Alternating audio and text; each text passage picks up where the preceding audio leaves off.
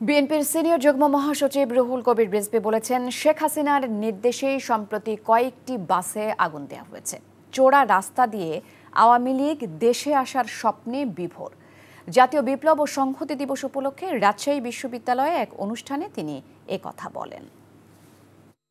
ভারত থেকে অডিও বার্তা পাঠান শেখ হাসিনা এতক্ষণ 1400 শিশু কিশোর তরুণ হত্যা করে এখন আবার অডিও বার্তা পাঠান নাশকতা করার জন্য।